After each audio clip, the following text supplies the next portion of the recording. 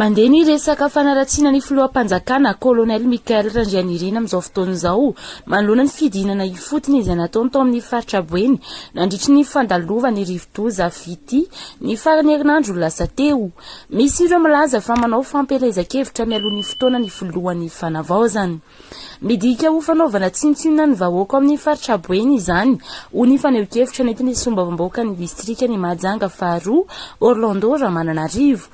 Fanampina manoloana ny vonana azy ny Malagasy no nataony filohampanjakana Colonel Mikael Randrianirina amin'ny mahafilohan'ny Malagasy azy ary asa takin'ny andraikitra sahany izany izay tsy safidy fa ho adidy ho an'ny TANINDRAZANA. Tiako no manambara fa amiko dia fanitsakitsahana ary tsy fanisan'ny tsy fanasiana asiny androtabona taty amin'ny fahataniny ny fahafantarako sy ny fahitijereko ndreny zavatra resahany ndreny tambajota serasera sy ny gazety reny. Ny filohampanjakana dia nanao ny adidy sy ny andraikitrany amin'ny mahafilohampanjakana azy ary tsy safidiny fa adidy amin'ny mahafilohampanjakana no dinany taty amin'ny faritra Boeny nijerevana ny zavatra nahory sy ny namana izay sahirana tamin'ireny vona nandalovany cyclone fitinan-dalo teto reny. Tsy tokony atao fitaovana politika ny fahorian'ny vahoaka ka manao antsony amin'ny tokony ampitsahazana ny fanelezana vaovao tsy marina izay anankirotanana saim-bahoaka ary indrindra entina ratsiana ny filohampanjakana ny Solombavambahoaka Orlando Ramananarivo. Miasa ho an'ny vahoaka Malagasy ary manao ezaka amin'ny fanarenana ireo lesoka nanimba sy nanimotitra ny firenena teo aloha ny filoha ny fanazavany ary zava-dehibe ho an'ny faritra Boeny izany satria ny filohan'ny Fanavoazana Colonel Mikael Randrianirina irery no isan'ny filoha vita nijanona tanatin'ny fotoana maharitra tao Mahajanga niaraka ny zaka ny voka ny rivotoza niaraka tamin'ny vahoaka ny Mahajanga. Ento dia tehiteny oka re zay ny fanakorotana sy fandremetsaina ho andreo vahoaka antsika reo.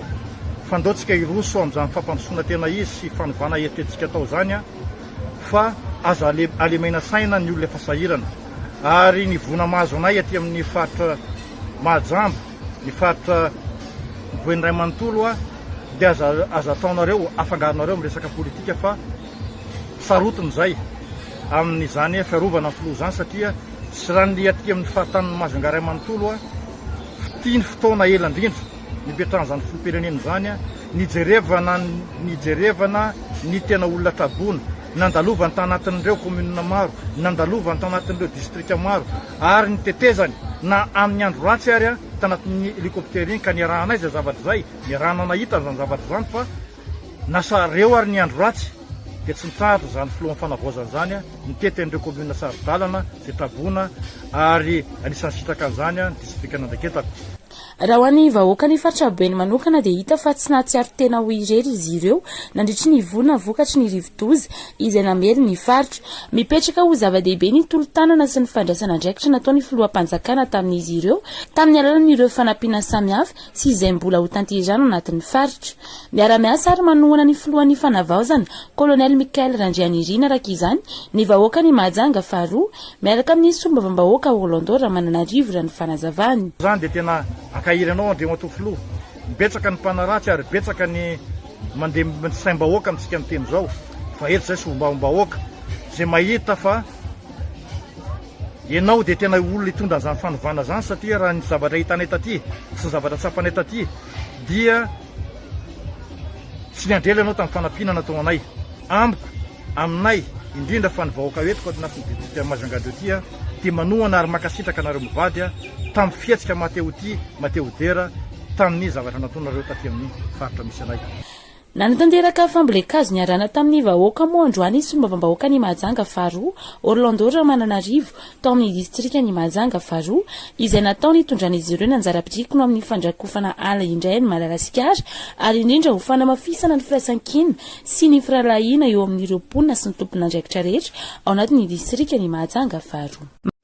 Tao anatin'ny Fanavoazana ary ao anatin'izao Fanavoazana izao dia mipetraka ny plateforme izay anisan'ny mahatsapa ilay fanovana misy eto amin'ny tany sy ny firenena ary iarahantsika mahita ny atao hoe ny ezaka ataon'ny fitondrana misy amin'izao fotoana izao ary nina fa maro tsika no resy lahatra amin'izany satria na ny mpiasam-panjakana fotsiny azy izay tsy misy tanaty taona maro ny fiakarana 700 isanjato zany ho an'ny karama mpiasam-panjakana.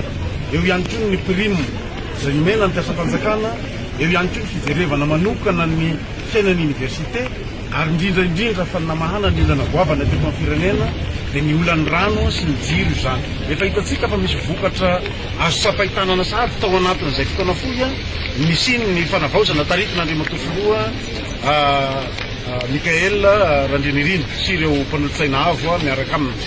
Noho izany izahay ireto zany dia efa mivondrona ao anatin'izay plateforme izay dia vonona mandrakariva ny fametanana ho an'ny fampandrosoana ny firenena ary ifanoana, ifanampy satria ny tanjona dia hoe nijerevana ny anampiana ny vahoaka malagasy ao anatin'izao fahasahiranana zao. Ka izay zany no tena antoko isiny ny plateforme dia eto moa zahay solotena ny maromaro vitsivitsy ny député izay mahatratra any amin'ny 20 mahery ihany ao anatin'izany plateforme izany. Izay zany no manohana ny fitondrana misy amin'izao fotoana izao. Novalian'ny filohan'ny fanavoazana avokoa rehefa nitaniana izay nahatonga resabe sy ireo izay tsara ho fantatra nandritra ny fandalovany teto Mahajanga iny. Ka anisan'ny nivohitra tamin'izany ny zavatra hitany sy nanaitra azy tamin'ireo toerana nalehany toy ny tany Soalala izay nahitany ireo arenan-kibon'ny tany sy ireo toerana miavaka nefa dia mitoka-moniny. Zavatra nanaitra fotsiny zao dia zavatra hitako tany izay nalovako tany tany Soalala, tany amin'ny faritry Besalampy, amin'ny faritry Mahajanga 2 sy Ambatogoeny dia ny fitokana monina izay aloha zany zavatra nanaitra tany. Nefa faritra manana ny maizy azy, manan-karena ohatran'ny Soalala zany, manana fer zany, manana cuivre, nefa nalalana ray mbola tsy mivoronana. Ary tsara ho mariko eto zavatra hitako tany ny fisinitsingy. Ay misy tsingy lehibe aty amin'ny faritra Soalala aty fa tsy haitsika malagasy ny mampiasa azy. Nitondrany fanazavana ihany koa ny fahitana azy nitondra fitaovam-piadiana nandritra ny dian'ny tany Soalala. Tsisy lalàna na antony manakana ka tsy hitondra basy. Eto mivalako ane zao tsy manaitro.